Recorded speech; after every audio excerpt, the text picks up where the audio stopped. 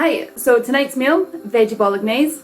Secret to this one is green lentils. It bulks it up and gives it that bolognese texture. Also really good for protein and fiber. And it's also a very versatile dish. You can put it in your slow cooker in the morning. It's all ready for you in the evening.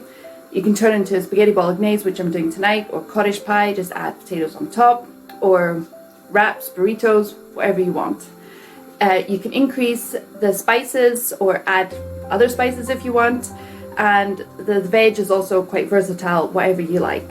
Just have fun with it.